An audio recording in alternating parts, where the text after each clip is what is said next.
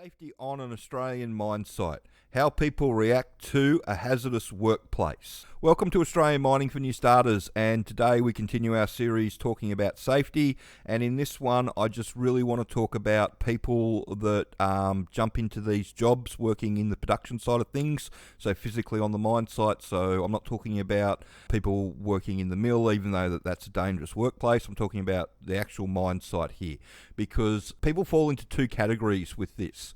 You either look at the job and go, yes, I can function in this workplace and I'm happy to fix the hazards, or you freak out and you just see a hazard everywhere that's insurmountable and it's a constant flow of hazards, and all you do is spend your whole day fixing hazards. It really does depend on which side of the street you sort of fall on with the mental side of things. And if we go over to the underground training account, my account, Mining Coach, and if we come down to basic mine site operation and click on that, you'll see down the bottom here, we've got a bit on safety on site, hazardous workplace. And we go into there about how it's a good way to look at safety, the positive way to look at safety on a mine site, especially because a mine site's a hazardous workplace where you're basically going to work and you're boring a hole, you're putting explosives in it, you're blowing the shit out of that,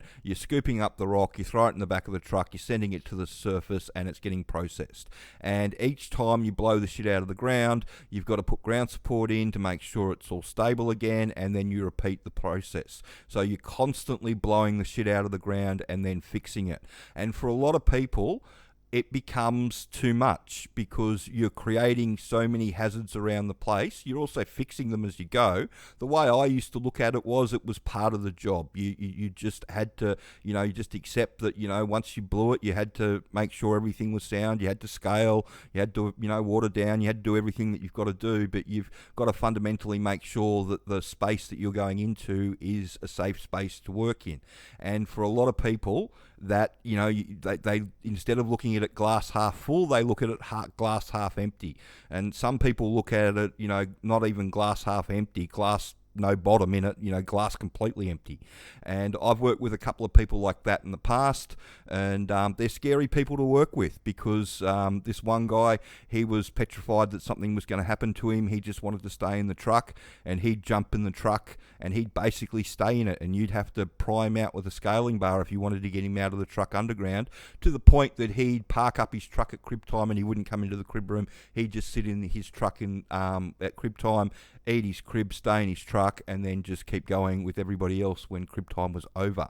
It's not the way you want to be. People like that end up self-destructing, but again, it comes back to which way you look at it. You can look at it in a number of different ways. We go into the positive tips for safety, and we talk about the skill of the worker in the workplace, and we pop the myth that all accidents are preventable.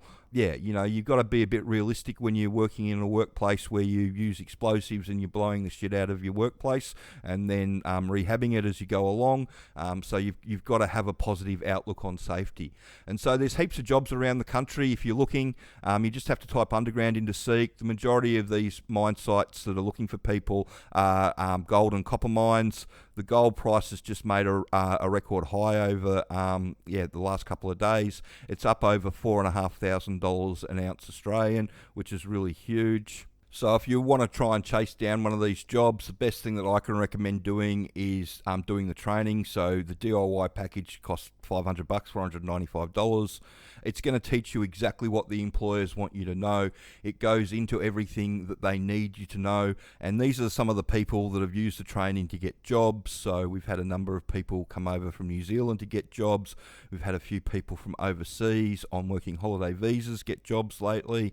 It's an interesting time around the industry, but what I'm finding is it depends on the location. So if you are on a working holiday visa at the moment, Mount Isa seems to be a reasonable sort of place to go to get a job. They seem fairly keen up there.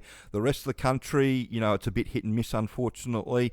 If you're just on a normal visa, like a partner visa or something like that, then you're good to go. If you're on a visa that you need a sponsor for, you'll find it almost impossible to get yourself a mining job. So you need to reassess what you're doing if you've got a visa that you're going to need a sponsor for.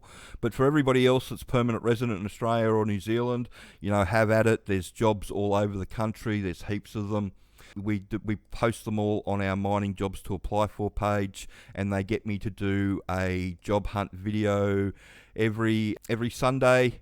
So they get me to put one of those up every Sunday, job hunt video, and we go through where all the jobs are, and we talk about what's going on in the industry and, the best way, the easiest way for yourself to get a job.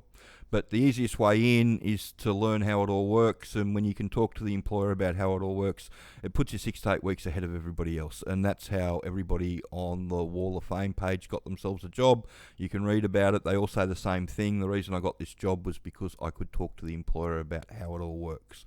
So I hope you found that information helpful, and if you've got any questions about safety that you'd like to ask, please send them through.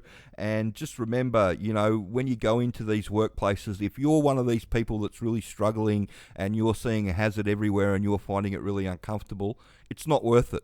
Don't just, go and find something else to do.